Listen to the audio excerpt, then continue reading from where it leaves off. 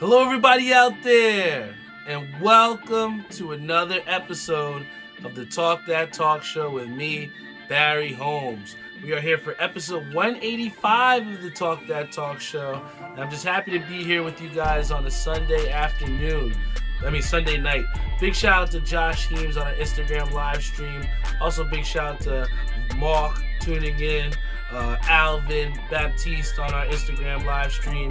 But once again, you guys continue to make me one of the most dedicated and most humble podcasters in the game because, regardless of whether it's on a Sunday or a Friday, Saturday, you guys continue to show out for me and represent here on the Talk That Talk Show. Big shout out to my boy Robert Brantley Jr.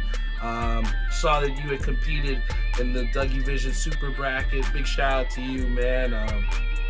A lot of stuff went down this weekend as far as good sporting events. There was a whole bunch of sports for us to watch, man. And then throughout the week, a lot of things happened both in the bowling world for me and then also just in terms of the merchandising as well, too.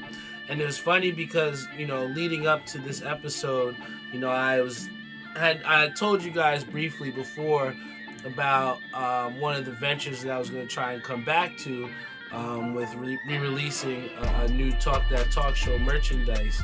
And that's, befittingly why I have this consistency t-shirt on because, I had an idea where most shirts on the Talk That Talk Show, always have the logo on the front. But this shirt was the very first one where we flipped it, put the logo on the back, and tried to have our shirt mean something. I think that, all my shirts definitely do mean something to me in their own right. But I think that for someone that doesn't know me, I really wanted to create with this core values collection a way that people would be able to know who I am as a person and also kind of relate to that positivity that it takes to be me to also relate it with their own life. And when I thought about it, the consistency has been obviously something that, I hang my hat on with, doing 185 episodes now, every week, trying to find a way to make it happen and, just trying to stay consistently grinding and not accepting failure. Those are the things that make me who I am and why consistency is so much to me. My boy Lenny had shot 300 in this shirt. And, one of the things when I had given him the new shirt, he said to me, he's like, these shirts mean more to me than just a bowling shirt. This is who I am too.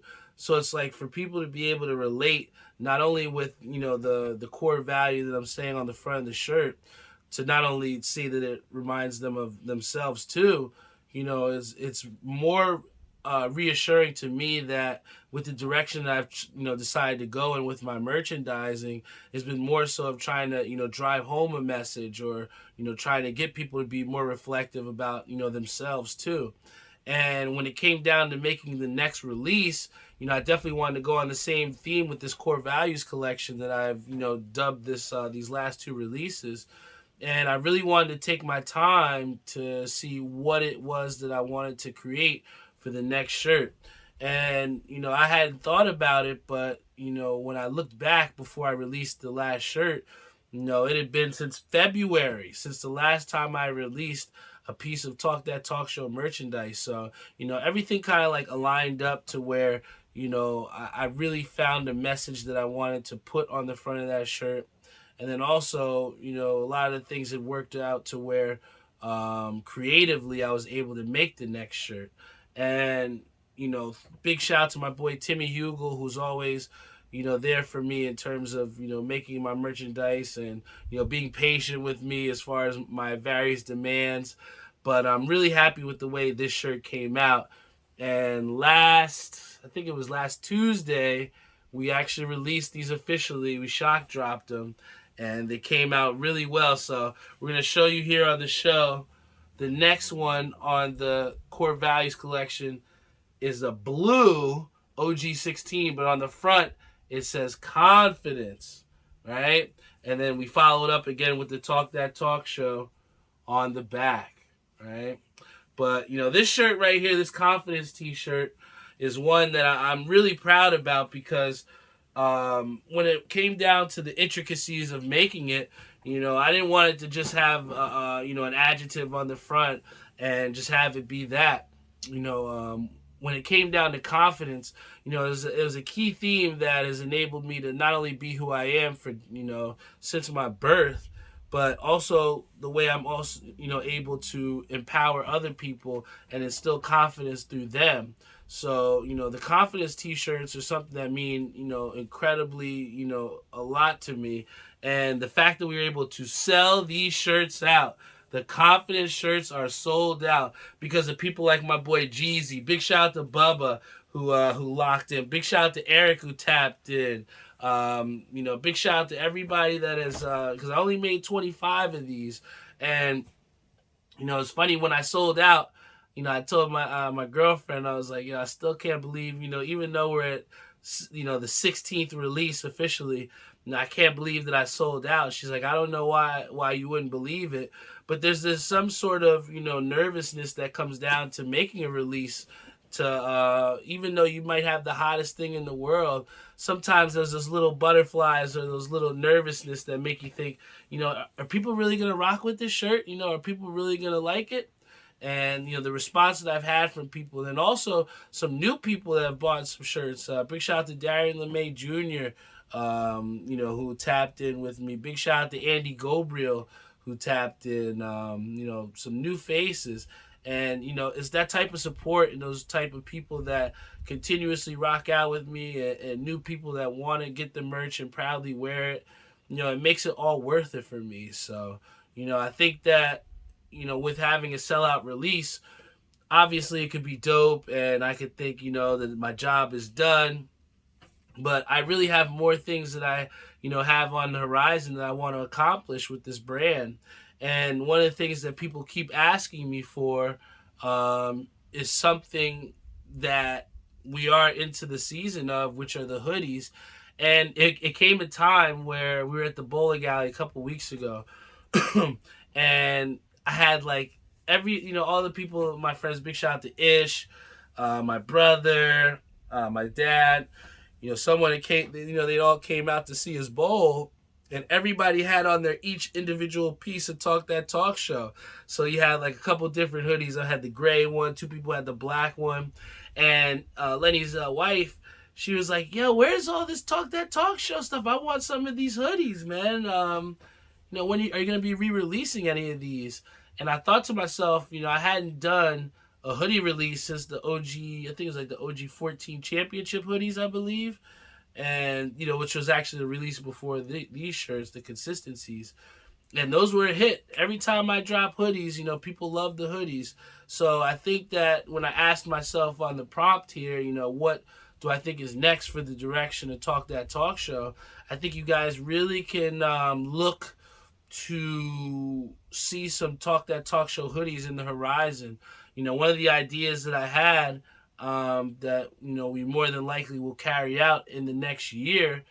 And Say, it's funny that Say hopped online here because he had given me my whole spiel on how I was going to announce it to everyone here on the show. But I thought it would really be cool to, give people, the people who Talk That Talk Show viewers and people that really subscribe and support with this vision, I thought it would be imperative to give them an idea or give them a chance to design maybe the next Talk That Talk Show hoodie. So, I'm going to give more details to come, but, looking to start in January, we're going to be starting to sell raffle tickets for a cause in terms of creating your own Talk That Talk Show hoodie. People are going to have the chance to buy raffle tickets all throughout the month of January. And at the end of the month, we'll pick a raffle ticket. And whoever is the winner of that raffle ticket will get a chance to not only get their own free Talk That Talk Show hoodie, but you will get to pick the color of the Talk That Talk Show hoodie that I will release next. So, I think it's dope to not only make stuff that means something to me, but also, for the various viewers and people that continuously tune in every week, to give them an opportunity or to give them a chance to, have an opportunity to make a Talk That Talk Show hoodie that would mean something incredible to them. I think that to take that direction with the OG 17 is something that I'm really excited about. And, my way of saying thank you to you all for, giving me 16 straight sellout releases, man. I think that, it becomes increasingly harder to do when you've shown people, 16 different versions. Sometimes it can be hard to stay creative, and it can be hard to, keep that fire desire to make hot stuff. But the fact that we're still able to stay creative, get people that want to continue to tune in, that want to continue to rock out with this merchandise, just means the world to me, guys. So once again, I appreciate you all so much. Like I said, we got big things on the horizon with the hoodie raffle in the month of January, to potentially make your own Talk That Talk Show hoodie. I mean, that's the type of engagement that I'm looking to do, not only in next year, but leading up to the 200th episode, because Alvin said it on the show that 15 more till 200, and it's coming closer and closer, man. But I think that one things that I definitely had to talk about here on this episode, which was one of the big headlining things that happened over the past couple of days, was the fact that Jacob deGrom officially signed with the Texas Rangers for a total of $185 million over 5 years, and this contract has a no trade clause. I think that the biggest thing that you have to see here is the fact that the Mets didn't even get a chance to make a qualifying offer to Jacob deGrom because of how far in advance Jacob deGrom was in terms of signing with the Texas Rangers. And, it's definitely disappointing to see one of our favorite Mets go. But it's like the same thing with any type of major breakup. Obviously you're going to have, those sore feelings, those hurt feelings. To see that we had a two-time Cy Young winner, it's just not going to seem right seeing him in a Texas Rangers uniform. But ultimately, what happens is, and I explained this to a guy, big shout out to my boy Tyler over at Hat Club, but I was talking to him yesterday, and we were talking about, how we felt about Jacob deGrom leaving. And I honestly don't feel as horrible as most Mets fans do feel, because in my opinion, Jacob deGrom, as much as a generational talent as he is, you can't beg someone to be somewhere that they don't want to be. And ultimately, that's what we saw with Jacob deGrom, was that, as you saw the postseason futility from the Mets and not exactly going as far as we should have, just maybe some of the things as far as giving priority to signing Max Scherzer for more money than keeping Jacob deGrom at the time. Maybe that's some ill will towards him in that regard. But I think Jacob deGrom's going to have a big time wake-up call, seeing that the grass isn't always greener on the other side. But I think when Jacob deGrom signed this deal, I don't think he was looking in terms of his future, in terms of winning championships. I think he was just trying to cash out. And, for deGrom, who's, in the, some could say who's in the latter stages of his career on the wrong side of 30, how many more effective years can we see from Jacob deGrom? And I was happy that even though the Mets, necessarily didn't get a chance to make that qualifying offer, I'm happy to see that, there should be some next steps for the Mets. I know a lot of people have been throwing out there Verlander, seeing that even though he's a little bit up there in age, he's definitely a guy that can help any MLB roster out. I don't care what team you are. Now, I wouldn't necessarily give a Verlander a long-time deal, but I think that a nice little healthy 2-year deal would definitely help the Mets rotation out. Is it going to replace Jacob deGrom? It's incredibly impossible to replace a guy in Jacob deGrom and what he does for your clubhouse, what he does for your team, and a bona fide number one starter. But, the Mets can't sit there and cry in their woes. They got to figure something out. I know there's that big-time Japanese pitcher out there that's been circling as a name. I know we're probably not front runners to get Shohei Ohtani, but, maybe Mr. Cohen can throw the bag at him and see if he can entice him to come over. But I think that there's definitely some options out there.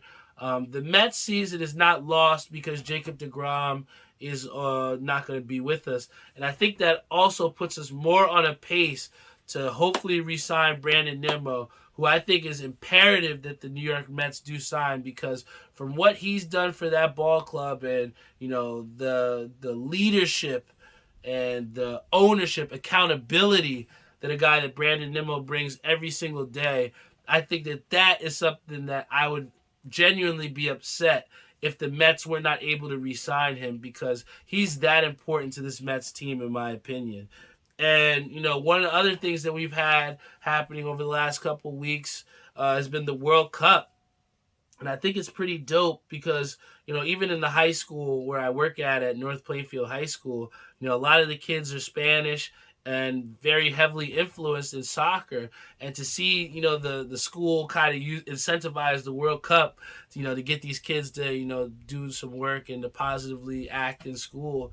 And I think that was pretty dope. You see teachers leveraging, putting the game on the Promethean board if they can get certain assignments done, and I think that's pretty dope, especially during the day where not a lot of sports do happen. So to see that the school was on board with that and giving the students what they wanted, it kind of leads in the direction of that independence within schools that I think sometimes that we kind of stray away from, where you're trying to so rigidly give these kids and constrict these guys to a set path. But when you give them the chance to dictate their own path as far as where they can go learning and what they can achieve, I think it's dope to see the teachers kind of wiggle a little bit. And in terms of those, relationship building for the students, it goes a long way to just let them watch their country play in the World Cup. And, I think that, not a lot of fans are of the USA, but, it was impressive to see them get out of the group stage.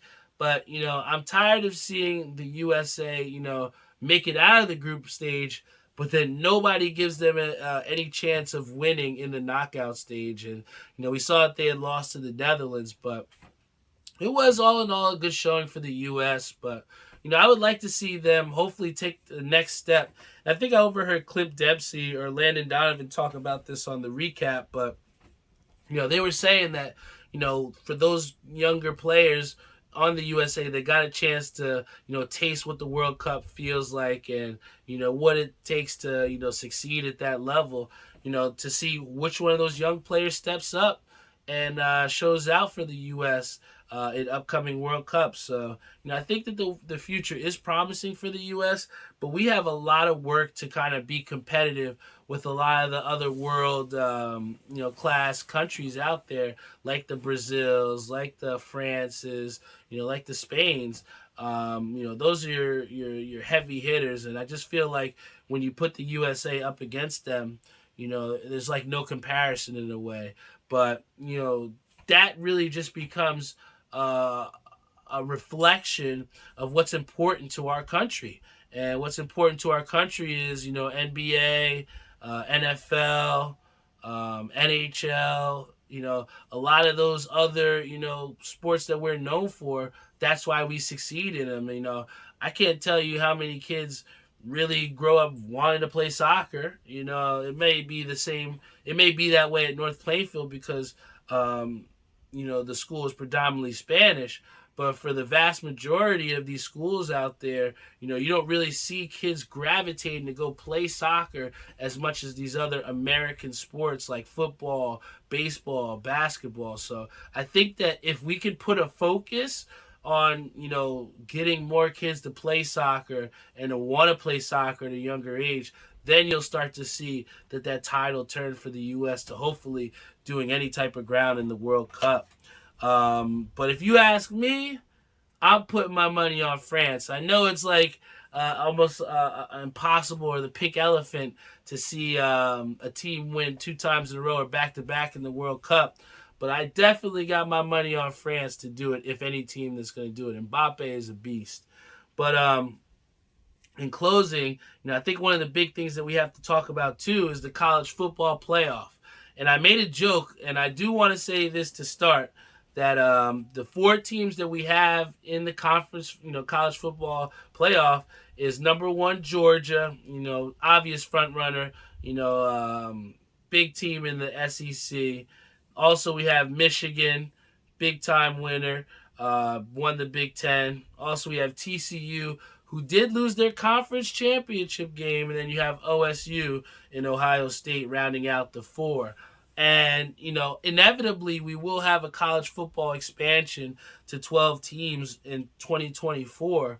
And out of those expansions, you'll have the top six teams that are, I guess, your power conferences. But those top teams that are conference champions will headline the top of the seeding, and then the bottom six are that 7 through 12. Those highest seeded teams that weren't conference champions will round out those 12 teams. But we're not at 2024 yet, and we're still here in 2022, where there are only 4 college football playoff teams. And TCU almost fucked the bag up to Alabama come back in and slide in. But I think that would have been a terrible look for the college football if they had 3 teams, because inevitably what would have happened was TCU would have slid down, Ohio State maybe slides up to 3, and then Alabama slides up to 4 because they finished the year at 5. And even Nick Saban said, if you put Alabama against any of those 3 teams, being TCU, OSU, or Michigan, he said who would be the favorite in that game.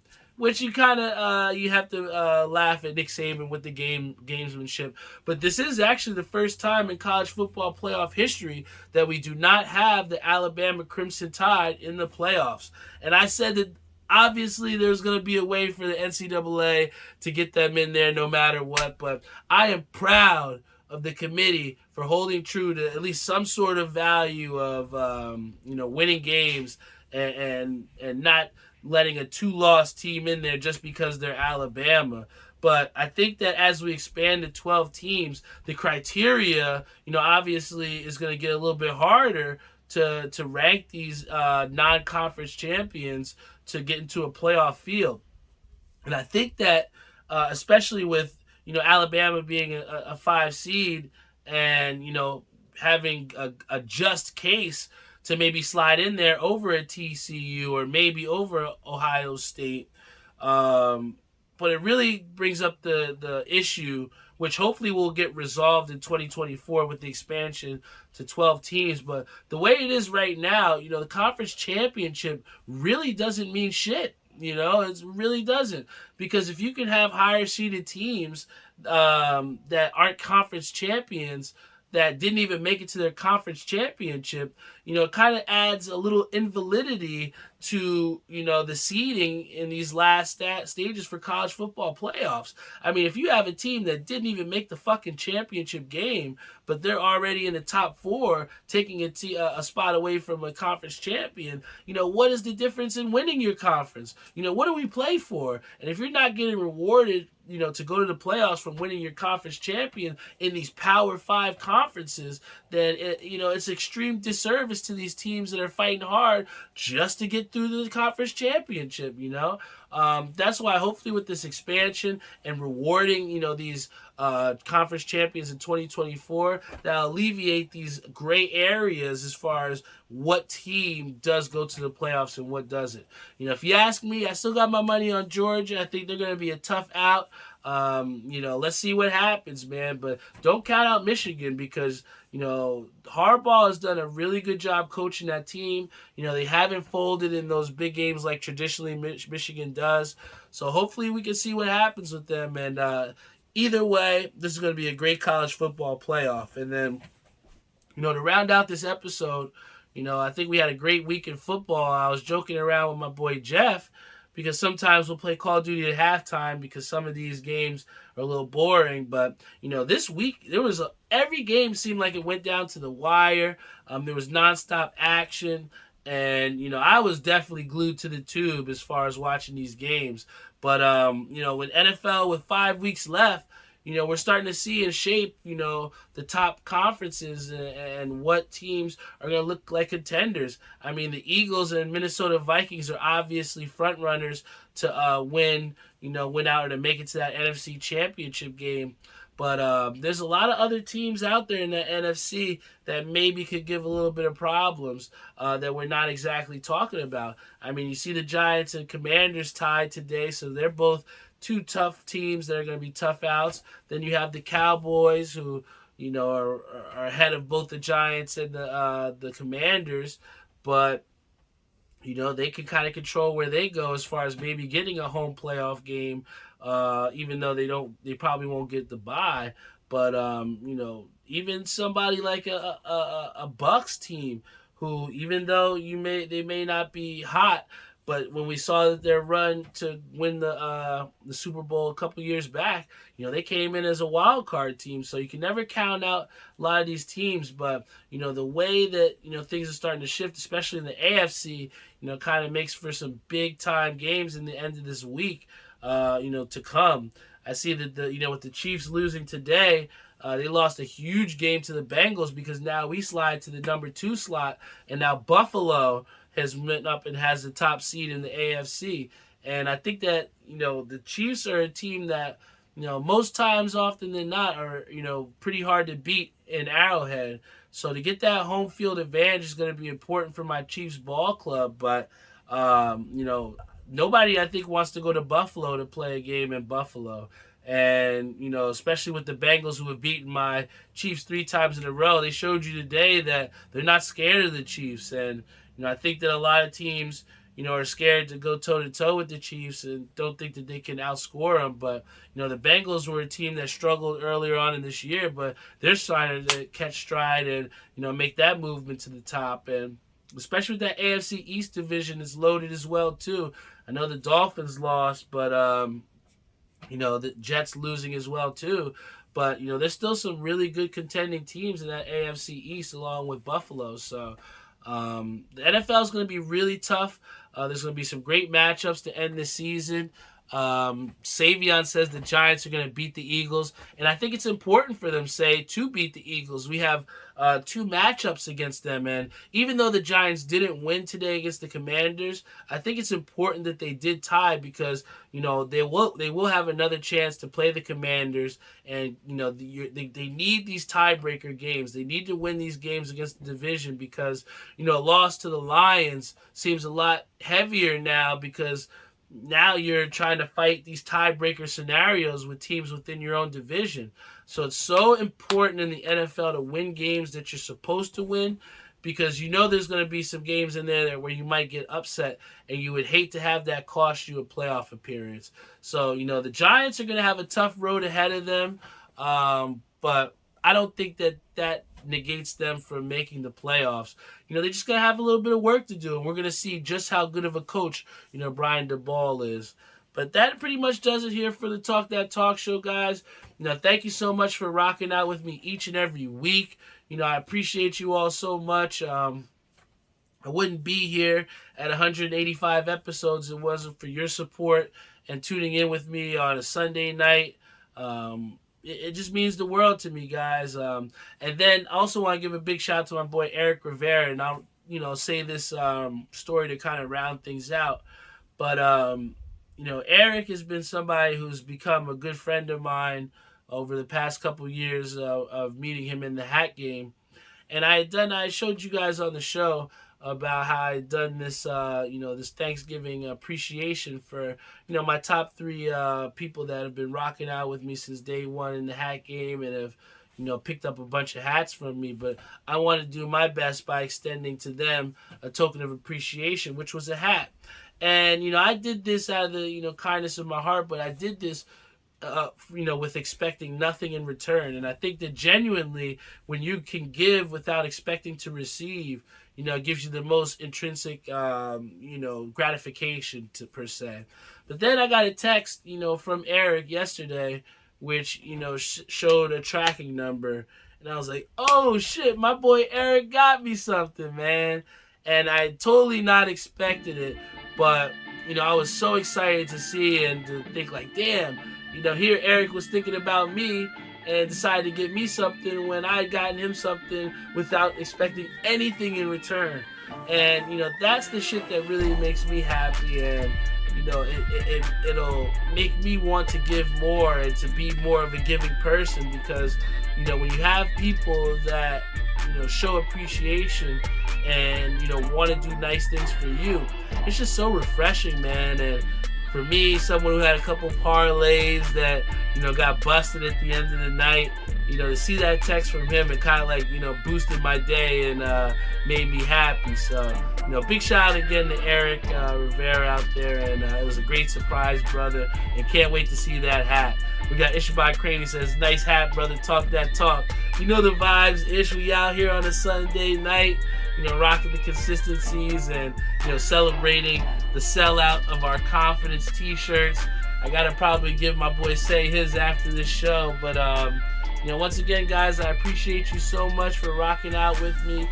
This is Talk That Talk Show, episode 185 in the books. You can check us out on Spotify, Google Podcasts, Apple Podcasts, iHeartRadio, Stitcher, you name it. We're on all social media platforms. Just when you think it's over, man, we just keep coming with some more heat. So just keep tuning in with me. You never know what's going to happen. If you had followed us on Instagram and followed us on Facebook, on our Facebook page, that is where we had released on Tuesday that we were going to be shock dropping the shirts. So you always want to check in on Instagram or Facebook. Check on our website, talkshow.com. Stay updated, because that'll give you the best chance at getting some of this merchandise like this OG 16 that just released. But big things on the horizon, guys. Keep rocking out with us. Keep tuning in. I appreciate your support. If you haven't subscribed on YouTube, definitely subscribe on YouTube. Tell a friend. Wear your shirts with pride. I love you all. Thank you guys for continuing to believe in me and keep rocking out with me, because without you, there would be no Talk That Talk Show. So I appreciate you guys so much. Keep being consistent, keep being confident, and keep believing in yourself. Love you all, and see you next week.